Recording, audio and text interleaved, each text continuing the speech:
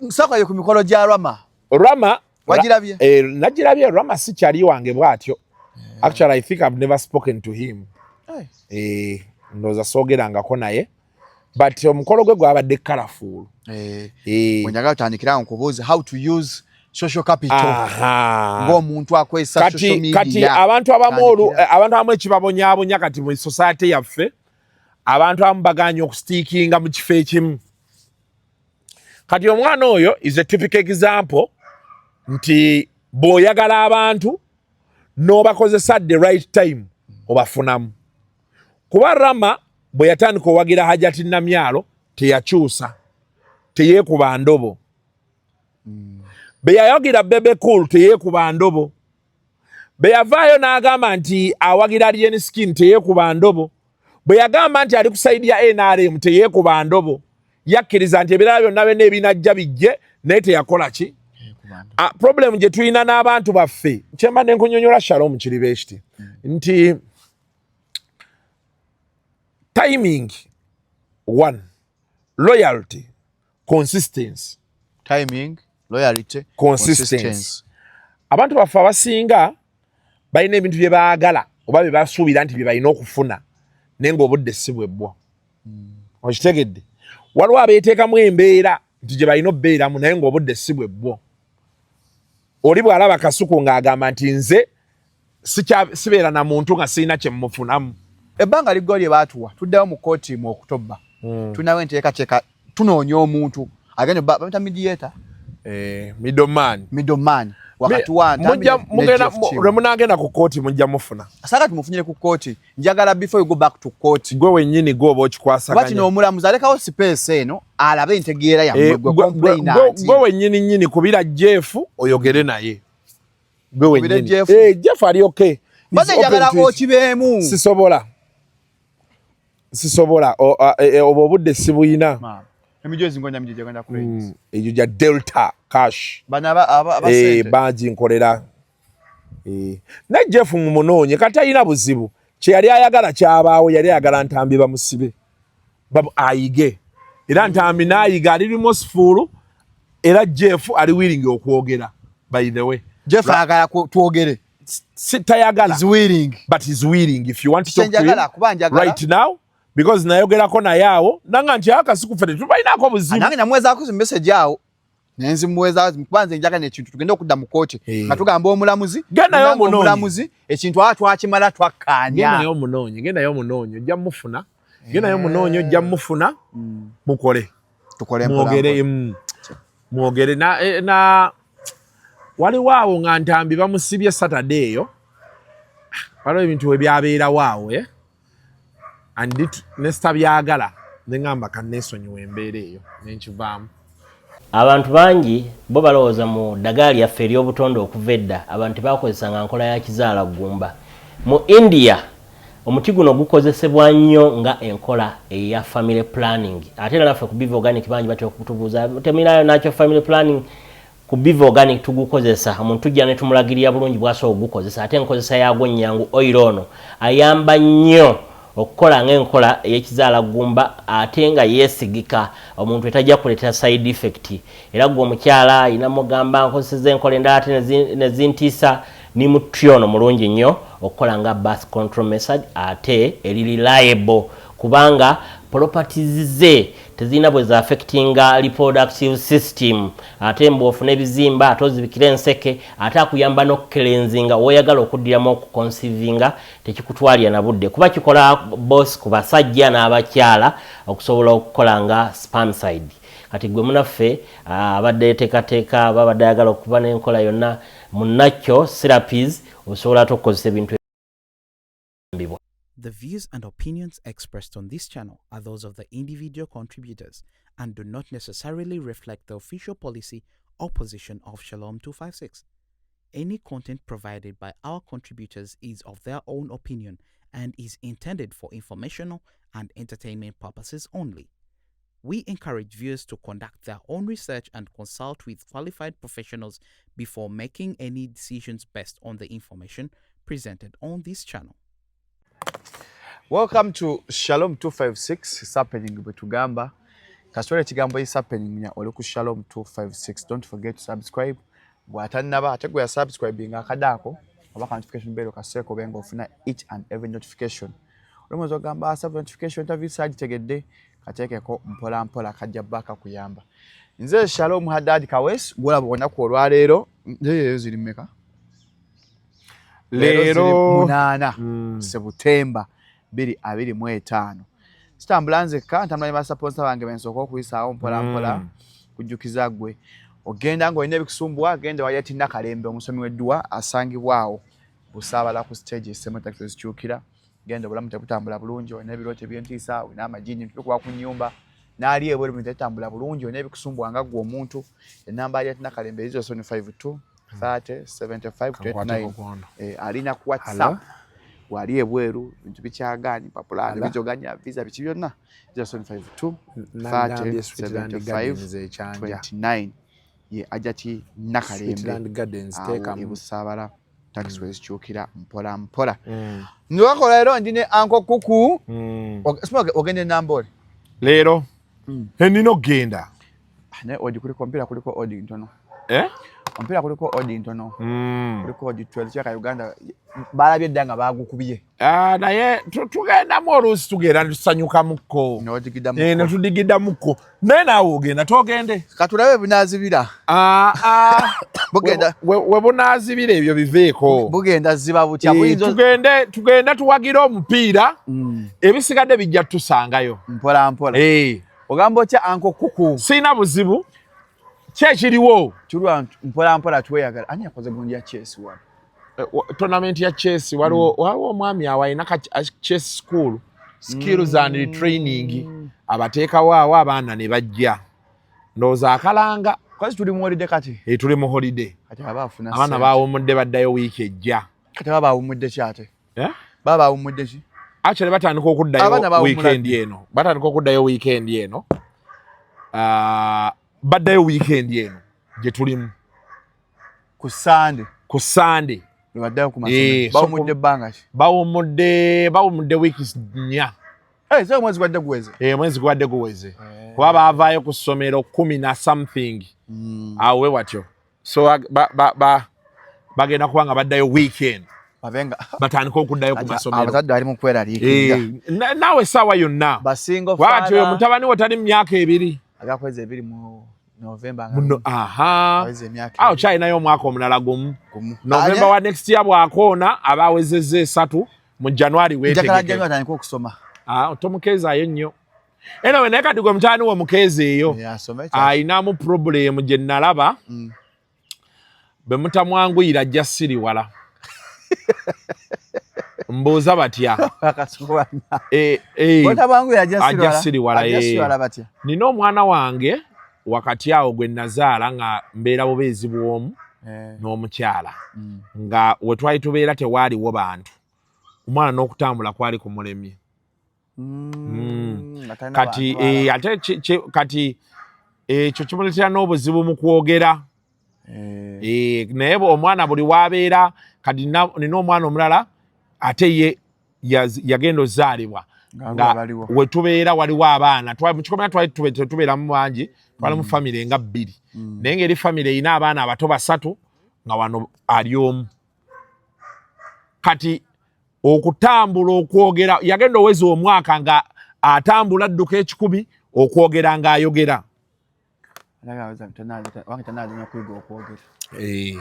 tugezaako mutwala muzigondi kati awo mulina mufunira gye mumutwala si place centers alina mulina onnoonya famire eriko abantu bangi twamutona alwalirayo abadde agenda jjajjaawe yavuddeyo mu ajja tereera twamugjeyo nga oluusi ebeera mbeera nga gyatannaba kumanyiira era kati bwe buzibu abantu abasinga bwe balina era kati abo abakola ku baana babayita batya oba fizi godi gwe mukyaba amanyi abajjanjaba abaana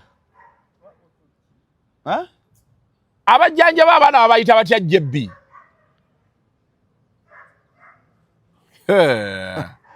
kamba noonye wano bano abantu bonna bembuuza nawe tobamanyi nange sibamanyi naye ate siri mubisi nnyo bwekyo oli ye child doctor and go on child pediatrician abayita pediatrician kati abo bali mu sente bakola sente ennaku zino bayiga infection buli mwana kalwala infection bwe batyo infection zisusse nnyo mu basawo abo abajjanjaba abaana bas buli n'abaagizeeko katono bwati infection ye musumbuwa butereevu mpola mpola so ye embeera eri awo nsaka ye ku mikolo gya Ramah wagirabye nagirabye Ramah si kyali wange bwatyo actually I think I've never spoken to him ndowooza soogerangako naye but omukolo gwe gwabadde colorful wenjaga tutandikira nkubuuza how to use social capital ng'omuntu akozesa social media kati abantu abamu ekibabonyaabonya kati mu society yaffe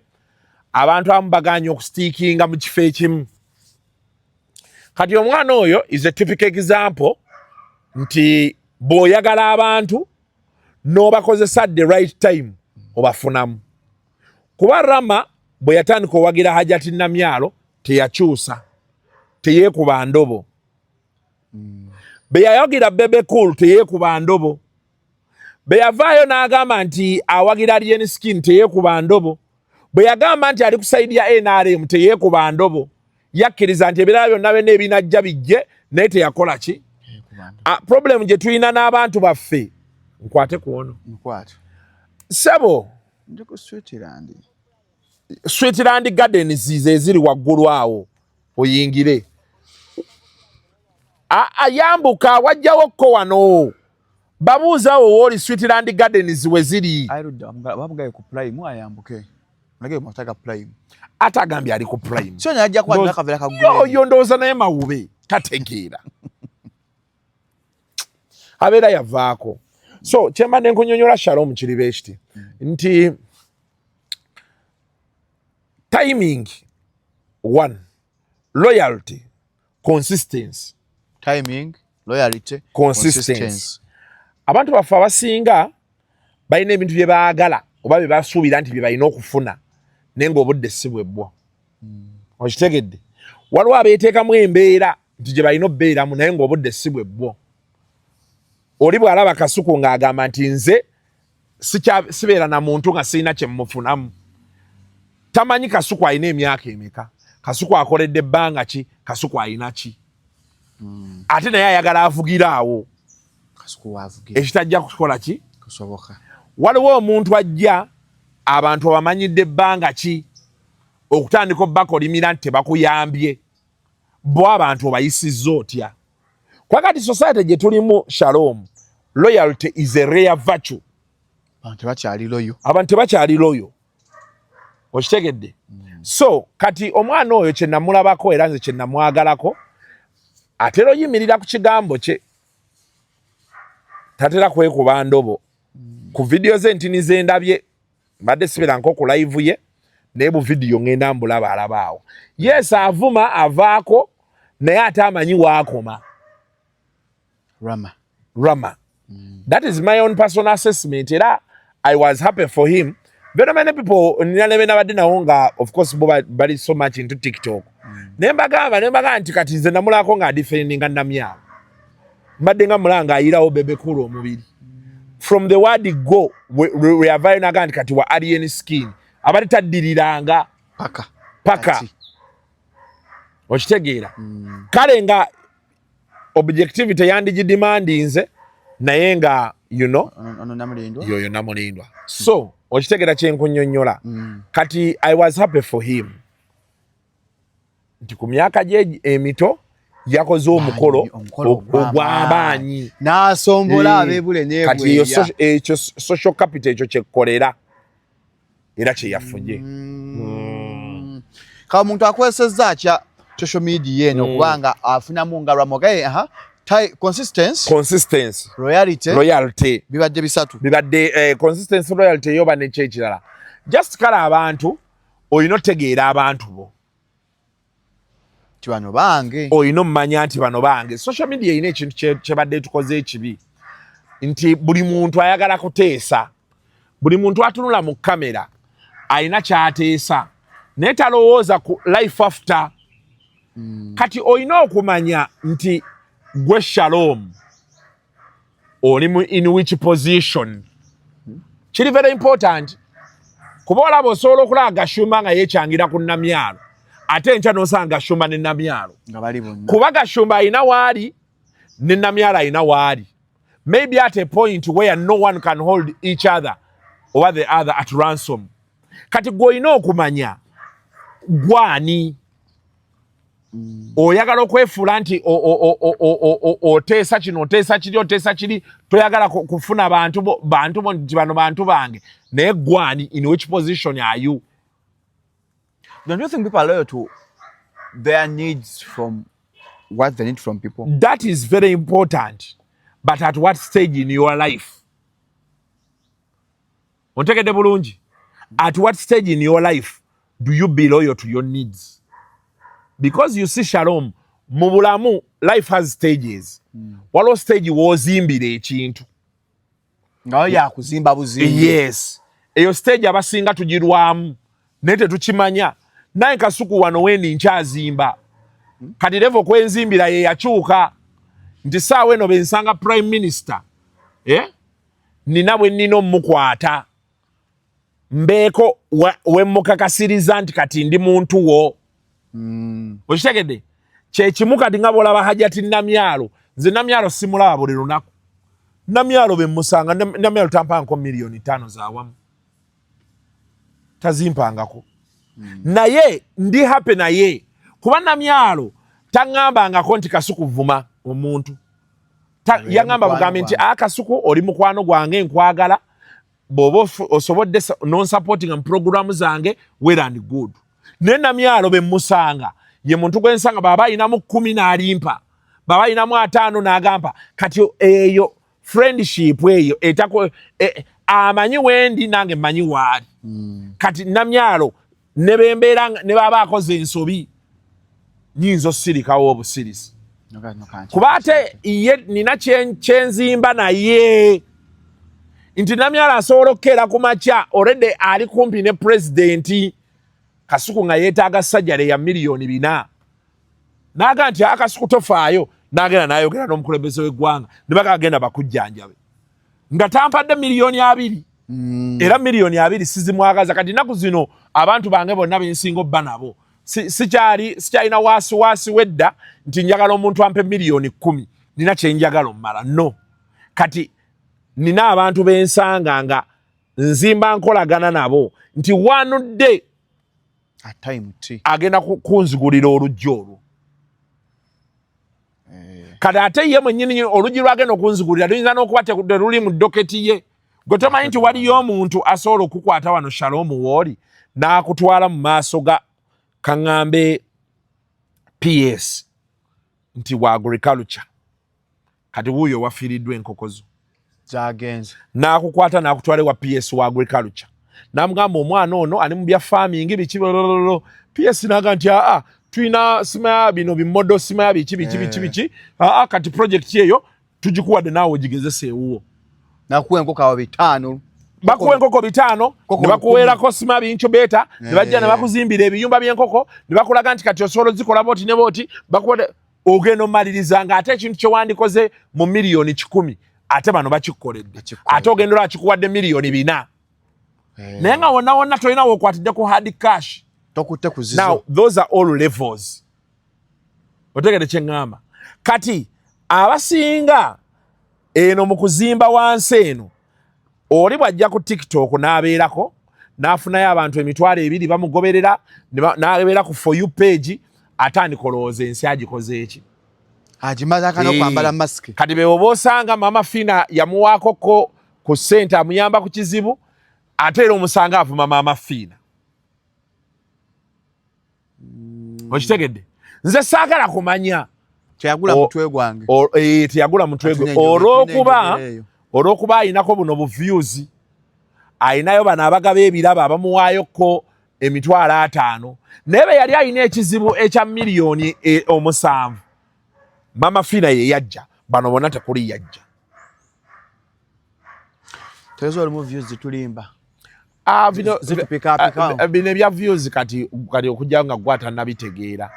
views tuli mu kwerimba view yonna gy'ofuna nga tekuleetera ssente weerimba yensonga lwaki abantu baŋŋamba nnyo Kasuku TikTok yo nga tekula nteekayo lwe njagadde sisobola wadde ogiteekako hashtag sigiteekako ate ngenda funayo ki TikTok yannema otegeera bw'ogijjako ssente bemba sikimanyi ekyo tolina kyonnyinyonnyola kati for me view accounting ya YouTube kuba yempa ssente nagenda ku TikTok ng'alina views 13,000 bali live mukayisingadde ku YouTube okitegedde neyandifunye abantu be 5 anti ate abo balina ekizibu kimu mbaamala n'afuluma n'ayita wano teri wadde amumanyi teri wadde amumanyi nalabye n'abeerawo ng'ali mu kubonaabona kwereere naye nga ku TikTok w'amaanyi naye nga ku TikTok kw'amaanyi babeera muno mukyanja juzi waliwo omuwala yajja wano batiktok babeera eno bannaye ne musangaana nanyinyonnyola simaali yaani nga simumanyi nandaga ebifaananyi bye wano nga simuwuliranga nako naye nga ku TikTok wakaba naye nga ku TikTok alina 1 million followers ne ngamba okay good naye kyentera obbagamba kimu bamenge sure ndi 1 million followers zivaamu ssente yeffe twabeerako wano tomanyi nti bebekulu y'omu ku baserebu abasooka okwehitinga emitwalo 3 ku TikTok ku gundi ku Facebook 300,000 pate neekolebwa n'okukolebwa eba followers mwaka ki edda sha around awo 2012 13 14 15 16 paka 2018 yawo Facebook we yanafuira awo 2018 yawo Facebook we yagweramu amaanyi naye Facebook ya 2012 13 14 15 16 yali nkambwe awo yonna irandi nga okuweza obuweza ba followers emitwalo 10 nga abantu bakola pate naye Shalom tewabeerako wano adize nina byenda ku social media wano nenda abantu nga boogera ebintu n'ogamba kaŋŋende neebaki ngola byeboogera tobitegeera social Facebook yabeerako ko wano nga yamaanyi tewalabako Facebook yaliko ono omuwala yesengo ono yali mu Ebonies yani Hade Sengo wagirabako muwulidde na leero kati ate ba Hade Sengo yali second generation eyagirako wa Hade Sengo Ashibaga Kato baresibasta banyaabo byati abo waliwo first generation eyaliko baliita Kagwa Kakensa Gashumba gwe kati waliwo abantu bolina okuwa respect gomanyi nti Kakensa yatukwatako wano nga takola live ng'awandiika buwandiisi yawandikanga ebintu ebyali ng'awandiika buwandiisi mugiga ku bisala bya Besigye awo okitegedde TVO yali ku Facebook TVO okujjukira yali TVO okwalinga simayo okwalinga naye kazibwe kapo yamugambako Tom Volotea okwalinga oyo kati abo bayuguumya Facebook ne batuuka oba bamuwema be bamuloopa ku Facebook eyo nga baagala identity ye ebweru wuliriza ono natugenda pa ebweru Facebook paka Facebook gyeva nga baagala identity ya Tom Volotea okwalinga bano bolaba bano abatambuza bano propaganda kati nga lumbuye baani lumbuye their third generation sigamba nti balina kye bakoze naye baliba okwalinga baalinga bawandiika nakuwa Bwiino abantu ne babeera rattled Jackson oyo omusajja waliwo ne muganda wange Ivan be batandika ezo live ezo Ivan yali eyo Boston be batandika ezo live zolaba eza Facebook Boston mpulirayo kabuye Boston abo bonna abo kati naye bakabuye Boston ndowooza nabo baali second be batandika baali second generation kati eyo mu first generation we nabeerera nange ow'ettabu nga ku Facebook mama nyabo walamanyi ku Facebook mama nyabo obuuzanga abantu ne bakubuulira ng'owandiika luno olugambo lwo nga nduwandiika ate nga nange nteekayo live lwakwadereza kati live ate saagitegeeranga nnyo nina problemu n'ekintu ky'okutuula awo kati ng'ezo live ojja n'otuula ola omuntu nga ateesa by'otategeera bali okwo olina akuvuma amabina oga ate kati oba bano ki naye nga live naffe twazikola wano kati bano abaana gwe balaba booti ojja n'olaba olinga akuvuma noga kati ono longidde anvumira ki ngwali dalongidde awedde emirimu bino byabaka ebyakakati kati bino lulinga gavumenti ekunoonya ku Facebook yedda maama nnyabo byabeeranga serious nze nalina emisango ekibuli nga 8 emisango nga 8 va ku bino kati ebyakakati omwana ajja n'avuma najja n'atuula naawo n'agenda nga batuloopayo n'ogenda ku CID ekibuli nga waliyo emisango gyo onaabadde atya ngawandiise ate ffe edda nga abantu omwana akutayipingira olukalala ati gwokimanyi nti Angela Katatumba yaliko ow'amaanyi nga yasinga bafolowa ku Facebook mu Uganda nga bali organic yali yabagula wembadde njijaawo twategeera luvannyuma nti yali yabagula wembadde njijaawo nga tulateekayo comment tebitambula post ne bafolowa nga tebakwatagana naye bannaye namulaba reactions kati wano omuyimbi yasooka okunyweza Facebook yali Bebe Cool nga tosobola muwangulirawo nga n'abasajja be Bebe Cool Juliana yalina tiimu ku social media awo nga eri solid eti naye nga tayagala bimanye ebyo Juliana tomanyi tibakolako kopate n'atajja bafaani be kwendo goli awo teyalabika it's not my style kati abanyo n'atuuka n'afunako ye baayagala nga bakwatagana nabo abo abaana ba tiimu Juliana baali bakambwe waliwo katomboyi kaali kakola bya firimu awo ne Mariam Ndagire ne kubaako omuvubuka omulala yali yani ng'abeerawo buli kiseera abeera neat ng'ali organized George oba yali George ani ne kubeerako Mariam ndi bulungi kati eyo abo ne badda wali kati ne tugenda ku Gagameero yalina force waliwo entalo ezimu ezajjanga ne batudde emabega kati awo gundi ye yagezaako okujja gundi Good Life baali banafu balinayo abaana nga 3-4 Good Life Edis Good Life ani biki ebyo then kati awo abaagezaako okujja ennyo baali ba Firebase Army nabo baalina balina we bajja ne bagaa kati naffe tukooya akamanyiiro ne bayiikawo kati Firebase Army ekyababonyaabonyanga ennyo boosi waabwe yali tabitegeera ebyokuwandiika bino ebyo ya social media okuddaawe kati jjukira ye yabeeranga ku ground ng'obudde bw'ebyo ye alaba ne Bebe Cool ye yali serving ebintu abitegeera era ne Lion Island obuzibu bwe baasinga ng'ofuna bwebwo nga Kamili ababuuza kati nga bakola zi meeting naye talabika aba Lion Island naye nga jjukira ono Gagameero baakolanga kumpe buli mwezi meeting nga Bebe Cool yennyini yabeeramu bapushinga music bakole biki tegeza kyamukolera nnyo Gagameero family ekyali nayo kati naye kati bagenze bakula abamu baavaamu abalala bagenda mu birala ebyobufuzi bye byajja abamu bagenda ola kozi ya Bobby ate yeeriko ne babita bino buli muno ne bagenda byabwe twabeerako wano sebo nga Facebook eyo ya mutawaana gw'olaba gw'oyinza okulaba TikTok y'amaanyi Facebook yatukwatako wano nambere ne mulinda anya twatuukanga Gashumba akola live ku ssaawa nga 8 ogw'emisana ye wajjira nga ayagala kunya byasimu ka Uganda Gashumba ng'alina gw'atavuma naffe yatuvumako namwe Shalumu yateekayo live n'avuma talk show nze gw'ataavuma sendi n'amuyita simu kadi oli n'amuyita sima hippo Jenkins ne baga nti ate wali buzibu ate Saturday neerwa netuuka atalina masimu g'ataakuba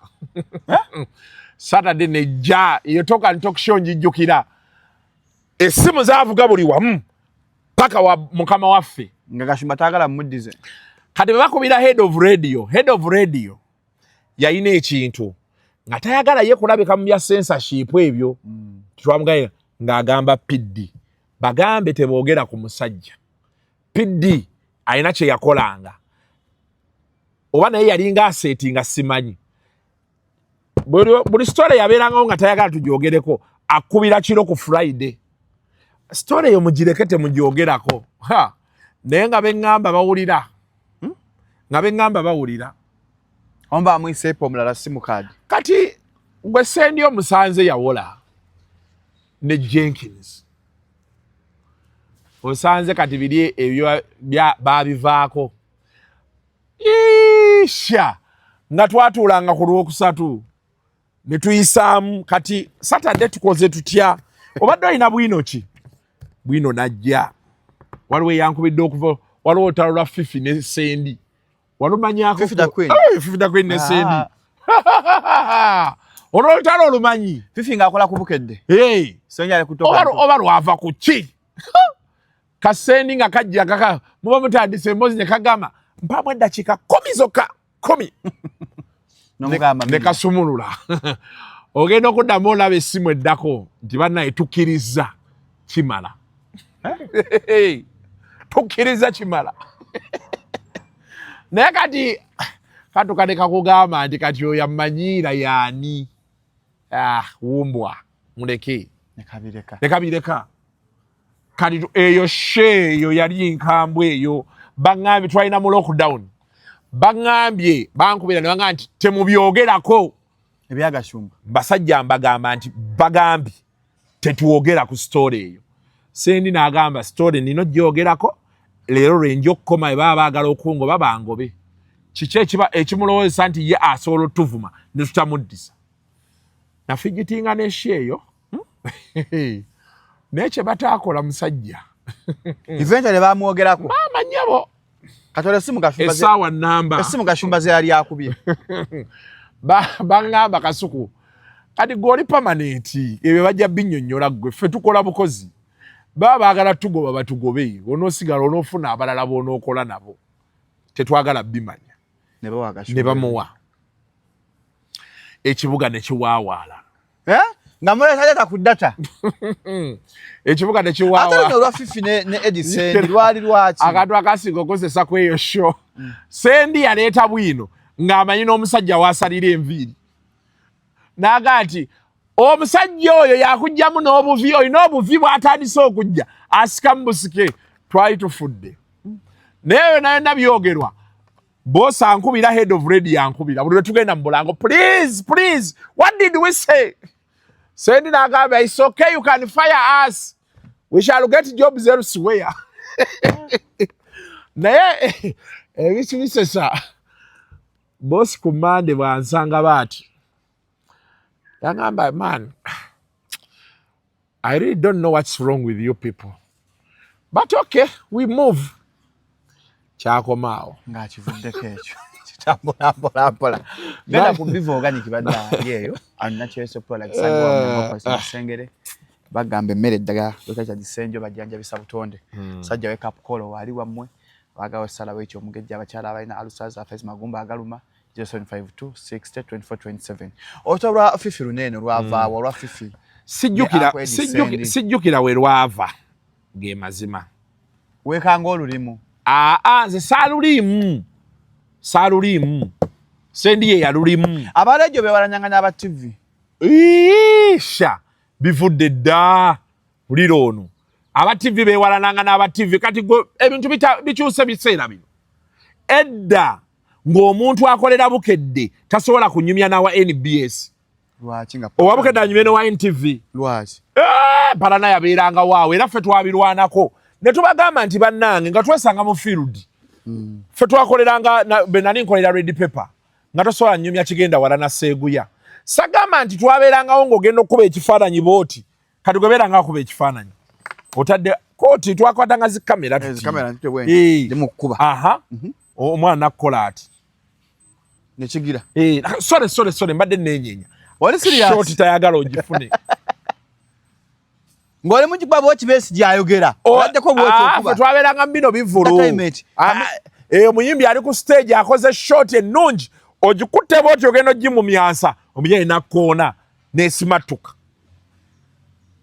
abantu babeeranga beewalana abantu abamu twakatandika okuddamu okwogera nabo nga balaba tugenze myaka giyiseewo kyeki kyeŋŋamba nti oluusi ebintu ebimu olina biwa budde oli n'omuleka tewetaga yomba na buli omu omuntu omuleka as the years go by omuntu atandika otegeerawo ogenda ebyali byabatabula oli n'akita oba otudde oli n'akubuuza ogenda nga kamuddemu ogenda nga ekyo kati kiwedde tewali agambye munne sore naye obulamu life moved on from that. Era wali African proverb nti bw'owangaala ennyo omulabe waafuuka mukwano gwo. Kituufu. Okitegeera kyeggamba. Kati twabeerawo awo nga owabukedde tasobola kuwa tip nti waliyo story yiino. Ng'agala eriye. Kati okutuusa waliwo eyo generation yaffe gye twalimu eyali yajja. Ne ntulanse ne mbagamba. Ate bwe tukolaganira ewamu kigenda tuyamba. Tusomye wamu. Tubadde ffenna. Bwe tutandika okubeera nti tukolaganira wamu kigenda tuyamba ojja kwesanga nti ffenna tukuze lumu ne tukola ki? Kati awo eyo stiffness netandika okuba ng'evaawo. Mawulire mwalimu abantu nga bali rigged. Okay, ate nabo jjukira ebyo ebiseera story wagifunanga wekka. Social media yali ezze naye nga tennabatandika kubeera nga bolaba TikTok nti saawa eno be bakubba enkoko story ngi breaking ensi yonna neegimanya. Lulinga be bakubba enkoko ate nze nyinza okimanya oluvannyuma lw'ennaku 3 ate nkitwale nkiwandiike mu mawulire. Kati jjukira edda twakolanga nga mu newspaper entertainment yafuluma ku Friday. Strictly. Nga story ebaawo Monday ate ng'erina fuluma Friday. Hey. N'ennaku endala temwawandika. Ennaku endala tebyabeerangamu. Kati after some time around 2011 out 12 newspaper nesitandika red paper yatandika. Red paper yo yali yakikola dda naye nga zino mainstream tezikikola. Nga entertainment bagiwa nnyo focus. So kati ne bano ne batandikanga. Nga Sebo Daily Monitor okuba story nti Chameleone yamenyesa amagulu ku front page yayo ng'osobola okisanga. Ebyabeeranga ku red paper nabukedde nga bye babikuba naye Sebo twakeerako lumu nga front page eriko Bebe Cool bamubya amasasi mu magulu ng'ali kuli story front page. Kati awo ne tutegeera nti ebintu bitandise okukyuka. Ffe Monitor egenda otugula ku ddembe nga babuuza bitoka nti talk show byebiki. Baamala biwuliramu ne babeera interested. Bano abaana bakola entertainment bino bye tulimu era nga boolaba abantu be bagamba. Olaba bye ntera okugamba olaba n'antu atuga nti mutula wansi w'obuti temulina bye mukola. Mbeera nze sibiwulira gusooka. Babyogedde. Twagenda ku Monitor nga bawalana ddembe FM eyo. Naye bali babagamba it has to work nga bakatugula. Babeerawo boogera Luganda twasanga ba KFM nga boogera Luzungu. Nga tebanyumya naffe. Kati Mayendo oyo n'atandika okuba interesting nga bajja n'anyumya nabo. Andi jjukira kati bwe twali twakagendayo nga batugamba 8 hours. Z'olina obba ku mulimu. Kati bw'oba omanyi nti oyagala kukuvaawo mangu nga ku 6 saa 11 zikusangawo. N'okulookinga in ekigalo. Kane babala wazze 11, 12, 1, 2, 3, 4, 5, 6, 8 hours. N'olyoka ogenda n'okola ebibyo. Hizo 8 hours Sebo bazitutiikinganga. Bakebera wali. Bakebera wali waloginze in, ddi waloginze out ddi. Naye bwe twajja ne tutandika ebintu bigonza tubigonza. Twagendera aba KFM abali boogera Oluzungu olungi ate baagala nnyumya naffe. Naye nga ffe baatugamba ng'eyo radio ya Luganda. So kati bino ebintu bino byolabalaba ebyo byolaba oli ng'agamba batula wansi bwa buti babeera baasama tebyakatandika. Naye nabo bajja kumanya bakitegeere nti guno mulimu. Eventually. Ojja genda olaba nga batugamba mwebale kukola. Mwebale kuweereza. Okitegedde. Kasuku tubaagala mbala gye tubeera tulina gye tuddeko eyo naawe mbakulu ng'akulu bakubuuzaako. Kasuku webale kukola. Okitegedde. Kati bagenze bakipiikinga. Gundi Monitor yali rigid nnyo. Ne New Vision. New Vision baleeta Bukedde nga bagamba ebyo biki okutuuka Bukedde we yafuuka big brand yaabwe Bukedde TV. N'akataliko nfuufu baasooka gagoba. Baagenda ofuluma eyo ng'omuntu ogenda otuula mu ofiisi eyo ogenza olaba abanene banyumya kataliiko nfuufu. Kye kimu n'eyo bi uncut. Ebyoluganda. Tebaasooka bitegeera. Era ekyasinga osumbuwa ennyo Spark ne Live Wire. Abaaliyo baali bakola British TV baali mutegeera concept eyo. Kati dengera gundi ani Kiini bwagitegeera. N'abapiikinga be vup bennyini abaali bagikola. N'abavuba. N'abatwala. Bano ne bategeera kuba Kiini yagenda n'akikwata n'akikuba n'akiwa resources nga bakuba live from ennyumba y'omuntu. Ennyumba y'omuntu. Bano ne bategeera.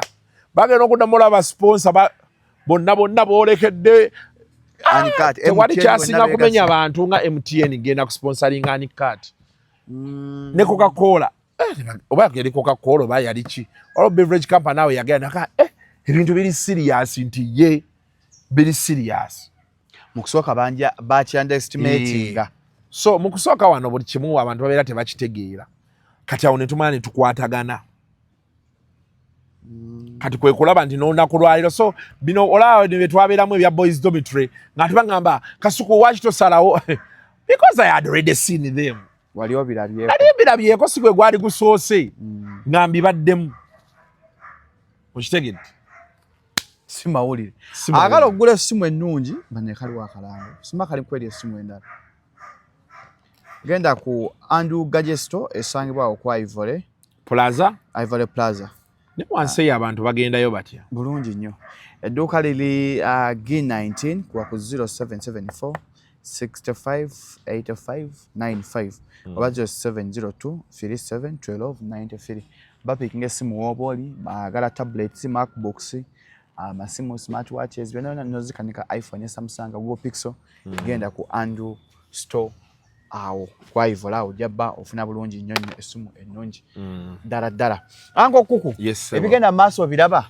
wa Shamim Malende omwami yagamba gafulumya obutambi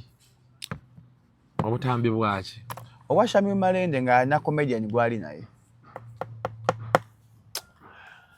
kati nze ekizibu kye nnina kiri kimu Shalom simanyi oba ndi musiru oba sitegeera naye nze omuwala bw'aŋŋamba nti andese nze seeyongeza anti nze gonzo bato mwagala nze ne bembeera nga nkwagala nze Shalom I don't work around intimidation kyekisooka and when I'm rejected I understand baŋŋaanyi nze ne bembeera n'emikwano gyange oli baatandika okwekola bye sitategeera nga nvaawo nze nzikiriza mangu kuva mu buto when I sense somewhere that I'm unwanted I leave era kizibu nnyo okuwulira nti nina we neesibye ku muntu kababeere bano abagagga bange bentandika omukubira essimu nga tavaayo nga nkita ate nina kyenkola okwewala okukemebwa n'okwesigazaamu akatiibwa essimu yo ngisangulamu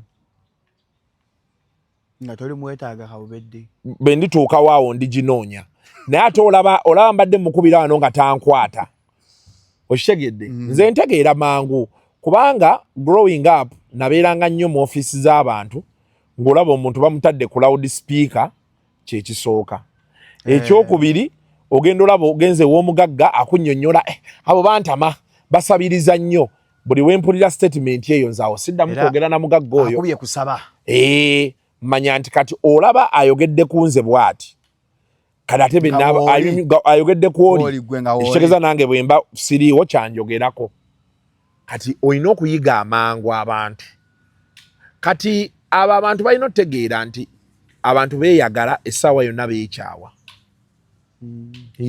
Shalom mutola nti mukyala wo omwagala nnyo osobola okukera ku makya n'omukyawa ate obulamu ne busigala nga bugenda mu maaso yes love happens love ends and I always tell those people kati oyo omuvubuka omukisa gw'ayina he had the chance to disappear into oblivion natandika n'akola ebibye kati ekimubonyaabonya the comfortable life gy'abadde nayo nanti akirowooza nti asobola omukyawa kati bamukyayi alina okwegattagatta n'agenda mu maaso byakoledde ayiyewo abavubuka balekeraawo ebyo ebintu Shalom bw'okyaliko ebyo byakuyiwawo mubiri kati gwe tolaba abakazi bye bagamba omusajja oyo mubeereddewo ne tuzimba ffenna ne tukola ki era ne bakukyawa n'onkwatamu ebyo n'ogenda mu maaso it is life that nonsense in fact you tell him to stop that rubbish omusajja ajjanjabye munne ate abadde ku sente ze zaadde ateekamu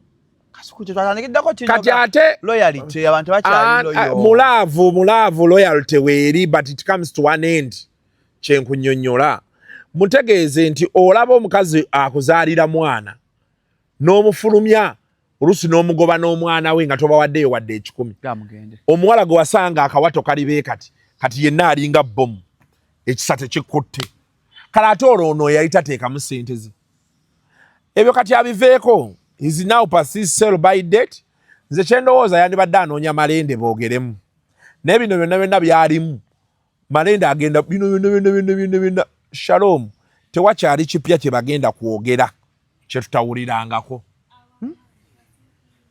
nze nkigamba nnyo abantu fe interview tuzigenda zibajjako naye tewakyali kintu kye bagenda kwogera ku muntu kye tutawulirangako ebintu byokka bye tusobola okugamba ate kati nabyo tebikyatiisa because nabyo babizanyiddemu byali bisiyaga rape defilement ate kati nabyo bagenze babizanyiramu ne bifuuka bya bulijjo kati omukazi avaayo gamba nti Shalom yakwata omwana wange ayine tulabyeko story nga yali awaayiriza kati ne tutandika okukubamu ebituli ayogera ki tugenda omaliza Bannayuganda tumaliza tukoze kino owaayi be bamanyi bintu byabwe babivuddemu olwo babivuddemu n'okutta kwennyini tubaddeko n'abantu be bagambye nti batta abantu kigenda ozuulibwa nga si bituufu kati abantu tebakyagwirana era buli muntu aliye yawulira nti ensonga z'olina ziteeka mu mawulire jangu ng'omanyi nti you're just giving us another movie we watch tuveeyo tukubaganye ebirowoozo tumanyi tugambe wayi tugende tunoonye ssente kati oyo muvubuka byalimu bya kisiru Malende yamugambye byawedde akwate hando za Malende azimuwe agende mu maaso n'obulamu bwe tomanya Malende anaaba ayita eyo n'amujjukira ayinza bando yazizimba ate yazizimba mu mannya ge Shalom oli okuŋŋamba nti lwaki abantu tebasiimako omuntu kankunyumiza story nina examples bbiri natandikako website n'omuvubuka Kyali wange ye Kyali wange paka kati netandika website ye yaleeta software nze nga ndeeta hardware software kwe kuzimba biki ebyo hosting biki hardware nze nga ntambula ekiro mu mabaala noonya content bifaananyi n'empandika story n'enziteekayo tutuuka MTN yagala tusponsoringa waliwo website we bwakwatira ennyawo yayinamu abantu be MTN tugamba egenda tuwa miliyoni 2 yali emu buli mwezi mvukanga ngamba nti tutwala 5 nga mga tetusobola kutwala 5 ebyo byennyini byobompaye ebyo byowadde omukyalo oyo nga mga tetusobola twala 5 nze ntambula ekiro tukole 6 omuvuka ngamba nedda tekisoboka wololo nga ngamba tewali buzibu nkulekedde website ng'ogimulekera ng'afunayo ssente awo myezi gyalinga 3 ena ng'egwa kuba ye yeerabira ani yali agikola erinnya lyali lyani Kasuku nina omwami Kyali wange natandika naye bino ebintu naŋŋamba betwafunamu obutakkaanya yaŋŋamba ebigambo nga mutwalo naye mu bintu byonna bye yaŋŋamba ayina kye yaŋŋamba ekyantabula ennyo omutwe yaŋŋamba nze nakuzimba nze nakuzimba ebiseera nali nvuga benzi naŋŋamba wandivuze benzi singa sinze namuno nze nali ngenze ewuwe nga agenda kunnyamba kulaba how we monetize website kati ka YouTube nkatandise nanga nti ate nze ntegera nnyo ebya YouTube nanga nti ankuyambako ku monetization ebya YouTube ko nze kale nga tutandika kyabeera ye ateekamu obulango nze nnoonya content munoonya ne mu editinga n'amukola ki n'amuteekayo yaŋŋamba nti he made me ekyo statement ogiraba nali muwadde logins za Kasuku live nali ngenda zimuwa muddukanye mwenna ng'olwo muteera Kasuku live balogaagimuwa I don't want to be intimidated Shalom nobody Shalom in your life should ever tell you that I made you nobody naddala ng'omanyi gy'ovudde okitegedde kye ŋŋamba kuba Shalom oli ayinza okugamba nyinza oyimira nenga nti nze nakukola n'ombuuza wansanga nkola ki ku byonna byonna bye nakusanga okola ki kyotakola kati mbikola kyenkunnyonnyola you don't say you made someone nga tomanyi nze nina abantu abasobola okwogera nti I made Kasuku gye bali mu bulamu bali abantu aba basatu gye bali omulangira Ndawusi kwali kati gwe wansanga ntambula twesanga mu kkubo we complicate you. Flavia. Yansanga ntambula. Nanteekako kye yanteekako nange ne mmuteekako kye namuteekako. Kati nze sisobola kugamba nti I made Flavia. Wabula nakola ne Flavia. So those are two different things. We worked together. Shalom, when someone says, when I made you, but nimba. But I gave you the platform because bwewajja wampanga content nenfunamu kati Katonda naye nakusasira noyitawo. If you tell me you made me, you obeera onnyiiza. Era login yalinzi muwadde. Kati yiyo. Ekyantaasa Katonda we yantaasiza mino mwe neekyangira. Nali ku toyi nga nzanya voice note ze ng'omukazi ali mu kinaabiro. Namugamba nti ani oyo ne munnyonnyolamu kati ne mugamba nti tofaayo kambimuwe byonna. Naŋŋamba mukwano lekeraawo ebyekisiru. Lekeraawo ebyekisiru. Oyo yekka ye yantaasa. Naŋŋamba obimuwa otya. Kasuku live gy'avudde omanyiyo. Omukyala yaŋŋamba lekeraawo ebyekisiru tokiddangamu essimu n'aginzijjako nno. Bw'omwala oginze omwazaaki. Naŋŋamba sooka weerowooze essimu yagitwala wiiki. Naŋŋamba sooka weerowooze ekintu ky'oyagala okukola. Kali nagenda obibalabalamu nali nga by'omugaati. Shalom. Wali okutebbe kale yonna si mugaati. Tiisibwa kasito abantu abamaking nga tebasobola kwogera nti Kasuku ffe twamumaking. Ate nga gye bali. The core firimba manyi. Ne kuddako awo close another two people. Abakola Kasuku live. Don't intimidate me. Omfunye kye nkutegeeza. Because wansanga ntambula Kasuku yaliwo. Kati benzia nenga nti tukole ffenna. Ozimbira ku Kasuku. This is Kasuku. Why don't you go and get a random idiot and you make that person? Geno musangi. Sisobola gamba imedi Mutyaba. Mutyaba ina kyangattako. Tukola ne Mutyaba. Bino ebisigadde esima Mutyaba gyali bamumanyiyo abamukubira enduulu bibye.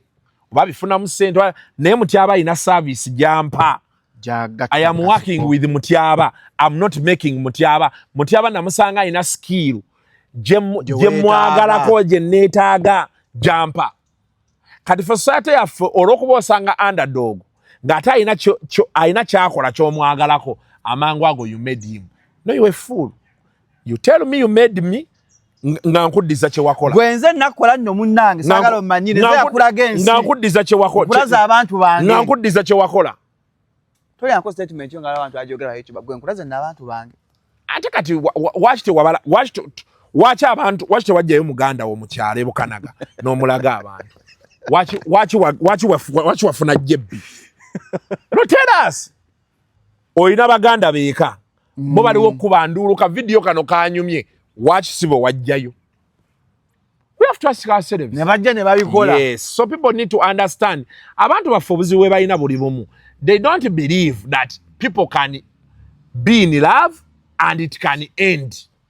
Mawanga amala is normal, but mu Uganda twagaano kikkiriza because our expectations butereevu era kwe kuvudde abantu tulemerako oli omusanga buli kiseera abantu bangambye neesimbewo kuba tayagala kukkiriza nti tumukooyi. Niyo omusajja yakalangirira wano juzi wano. Oshege. Waliwo omusajja yazze n'agamba abantu baamusabye. Wuliriza abantu agenze mu kalulu k'NRM basimba mu mugongo. Waliwo ebintu byolaba nti basimba mu mugongo. Layini weeziri. Ne bagamba tebabaze. Flavia ali wano. Kasuku ali wano. Layini ya Flavia ejjudde abantu. Oli n'aga nti yaguliridde abalonzi. Is simple message. Tetukyayagala. Era addukidde mu tribunal. Tribunal egambye nti anedda kati gwe obojja. N'otwesibako. Nanki abalonzi basaba. Kuba katwala nobati bamubba akalu kati ajenga independent yakosezza kando bamwadde kanda era bajja kamukubirayo. Kati olutala ati adde muka NRM kati bajja kamukuba atuuke nga yafunye obululu 2 ategeere ensi n'ebifa mu bwengula. Eyo program ensi n'ebifa mu bwengula ajja bimanya. Atako kagenzeemu kaluma. Gwe finance nze. Yesebo byonna gwabitaddemu. Anti akoko kabeera beekati. No bad. Shalom. Shalom, shalom, shalom, shalom, shalom, shalom, shalom. Kano kafu no but ne kafu. Akalulu bobo yagalo kama yakabuzi Julius. Wano ku byakatolo bwama. Ebisembyeyo. Ajjaka kunyumiza. Bali bagala yingira meza. Beso inkambe yali wa munana katolo wa mali wa mukaga. Yali wa mukaga. Nkambe nti. Nabera wa mukaga. Ebintu si byangu. Omusajja Edwin agamba muno obulwadde. Shamim mutali mulwadde alimba ekibiina. Ebyo byonna twagala bima ya bulijjo tubadde babyogera nga asirise. Shalom. Olaba nti oli mukwano gwange. Betukeeranga ku makya nga tetukyayogera. Be honorable. Kyotayogedde nga tuli ba mukwano tokyogeranga. Nanta muntu agala ofuna wini eno kasubanye Kasuku musezi bujjo meme Kasuku musezi. Anti kati abo abantu ne bagamba bulijjo nga totugamba. Kasuku mulogo bulijjo twogera nti mulogo teri atugamba. Onfunye bulungi. Ekyo kyekiraga who you are. Bemwawukana n'omuntu to be able to bottle up, to be able to allow that this has failed, you pick yourself up, you move on. Kati oyalooza waliwo omukazi omulala anamukwana ng'ayogera bw'atyo. Agenda kuddayo muwunya gaddayo mu. Adde yakola ekyo senga kye yatandikirako. Obanjo tandikira senga abadde alina ssente. Ne financial factor eno Kasuku relationship eno. Abavubuka bategeere everything that has a beginning has an end. Nze nakikkiriza dda. Kijja kuluma, funa wootuula, yogerako n'emikwano gyo, weekwate, otandika kipanga bupya. Hey, you cannot beat yourself. Get your life together and move on. Kano kenkuteka abasajja Shams cream asajja abali atawangala mu kisaawe. Nga tuwunzika. Katawangala mu kisaawe kana akantu mujje mukafune. Ku 0705271973. Abasajja muzivagula muze bidagaali gani. Kano kamwe twakoze nga kamwe ne Shalom Oil wali ku 0705271973. Shalom Oil angala abasajja abenyoma mu size jangu mpola. Ana kyatundo bakyogula genda ku www.openmarketuganda.com otiteeka esimu enti byonna byagala naali ebweru tuna action ya WhatsApp eyo so kugenda fidali ku WhatsApp ku www.openmarketuganda.com mpola ojja kubanga byonna byoyagala obifuna ku website yaffe eyo mpola ate walabye love empya eri mutambula eyani mukwano gwo akulamu Nashi yankubiddeko essimu. Nash Glow. Era yakumpa interview. Nanga mukwano gwa mukanga kanga amwogerera ebigambo bajjo. Alemedde okukkiza ye musajja bajja afuusa omusajja ono Mukama Malende. Alemedde okukkiza nti love yaggwawo. Naye bajja amwogerako ki? Amwogerako. Eyo interview togikola. Okay, kati gwe oyagala kantu naye nze ndowooza Nash mu byonna gwe sirika. If me I was to say because tewali bajjo kyayogera kyatayogeranga. Nati Nash agabi muluma. Let her look at, you see, now she's in love. Let her enjoy being in love. Ati bye bitabula abasajja. Tuli mu love tweyagala byaffe. Ate oli mukulu mwa ex byayogera. Ate ex asobola kutta amakagano. Tewali kyasobola kutta. Tubeere wano ku kyaffe. Nanze ndaba genda bamu ebintu bannaye nze simanye. Inze omulamwa gwange guba wano. Kati ndi noono. Okitegedde. Obudde bwagenda malanga ajja mu interview ayogere ku bajjo, bajja maiza waliwo ebyama ebivuddeyo, ate oli abeere irritated. Okitegera. Let her concentrate on that man. Kati at least afunye chance etulaga nti bajjo ye mukyamu. Ayagale nnyo lwasa. Ajjewo bino ebigambo byonna ebyogerwa. It's a chance you have.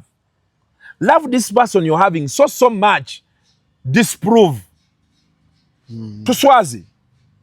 Nekati atagenda kujja mu interview atandike simanya bya kisiru. Mugambe tabizza. Ngale no bulumi naawe. Ngala tabizza. Abeere mu love n'omwami.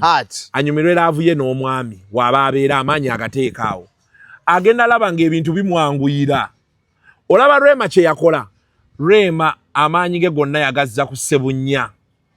Obulamu ne bumwanguyira. Eno yonna Kerere yamala n'esirika yokka. Ate ne yakomyewo. Ebyo bya fitina. Bino ebiyitingana. Ate golooza Rema anaabaddamu. Ero jagendera nga bigenze. Olooza gwe gusoose. Baatulagadde omukazi sima baali ku lyato. Kati ono ye mukazi we sima biki. Byonna baabitulagadda. Sima yono Yudaaya. Kajaki? Ono mukadde naye ku Yudaaya. Isi ye? Ono mukadde. Yudaaya? Ngafaana senga wange Saafini. Pannange. Kati nno agenze mu ogenze kyusa oyiro. Ye off ye leero. Agenze kyusa oyiro ndowooza okira. Wallahi mbaye simanyi mbu ye afaanya senga wange Saafini. Omulaye ono nkyala wa Suna Ben. Suna Ben ali London. Yali London. Ye yagala okufa obufu. Mulinda dampa akantu. Alete embozi ye London. Agituwe. Akala kali kamwagala ako. Kali kamwagala like kwa yakalya n'akagowa. Bamulopa no mu office ya Balamu. Ani? Soon. Mbuki. Bya mwana. Nambwayo kye njagala omugamba kiri kimu. Nambwayo ebintu bye yakola abimanyi. Ate family byaji anti wuliriza nze nkubuulira mazima. Family byagireka ngeri very divided. Okitegedde. I know. Kati Nambwayo for the good of her child asooka akkiriza obudde buteekinga presidents. Okitegedde. Akkiriza time ekole ki? Eyitewo. Abantu bano bahiringe. Kuba kati olaba ebyo byagala ate yaloopye wa Balamu biki ate bigenda kwongera omusajja busungu na kukyawa mwana. Ate nga kati saawa eno Nambwayo kye yandibadde ayagala kulaba omwana ono asobola atya okukwatagana ne taata we. Kuba Nambwayo tali bubi. Akyasobola olabirira omwana. Akitwale step by step. Yandikiwaddemu omwaka guno. Ye guno gwennyini Yesu bwe yafiira. Taata we asooka akiweemu ebbanga. Ebintu ebisinga nze Shalom ngenza olaba nti time heals and time tells.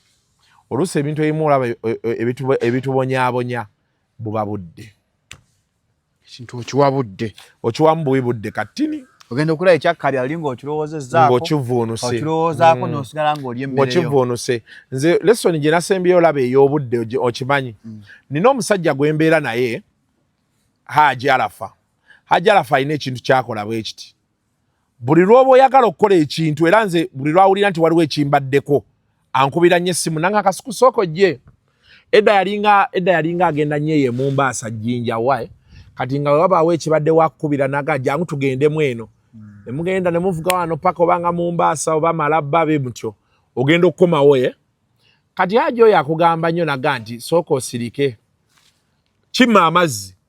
Otuule wansi, feezi y'obusungu ekuggweko, otandika okirowooza logically.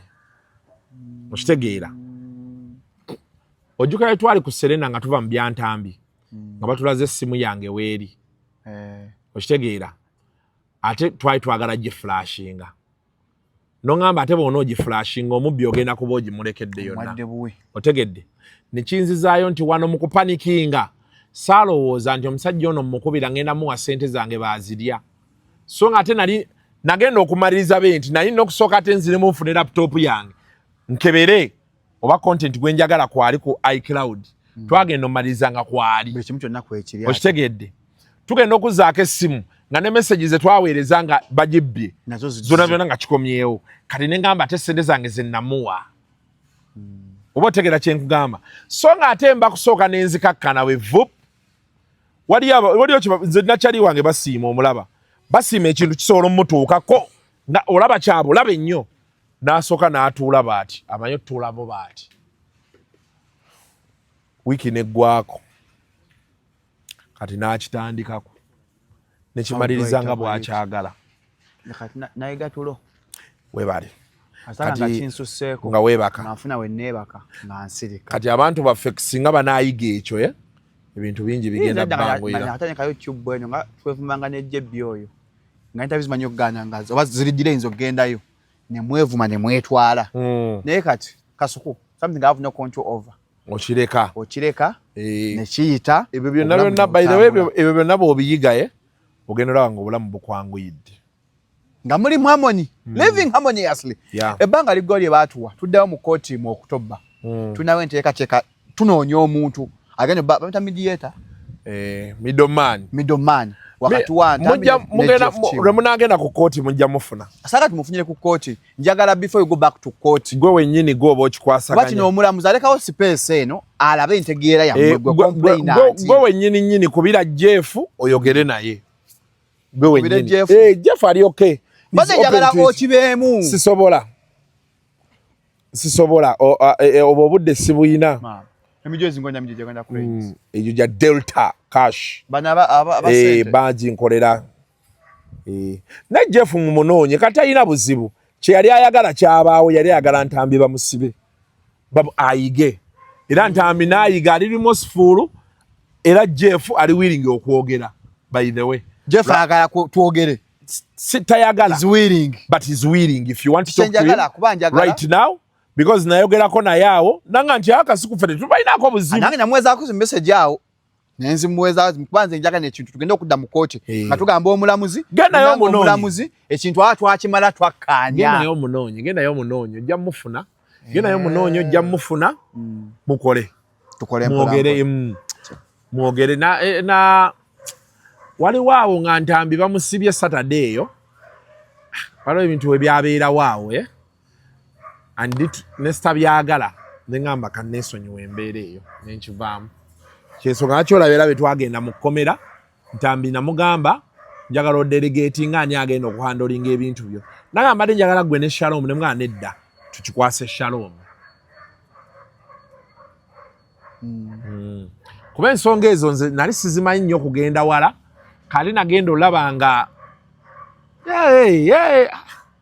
nengamba I need to be sikyagala nnyo stress ge mazima njagala nnyo nentuula I have a beer and you know I have a Bel Air, drink it and have a good time. Have a good time. Yeah. Nga 29 November, Friends of Shalom Vurumula. Kasuku live mugala kungula ke meza. Kasuku live. Tujja jigula. Yes. Emeza million ya MKV na Gardens, Friends of Shalom Vurumula. Mujje tunyumirwe tulye fenna. Saga abasubiza bisiga akola mwaba letera abayimbi. Wabula mikwanja nga n'abasobodde yajja okujja. Bajja kubaawo. Agala ogule meza 0705 271973 musibe bulungi mweraba.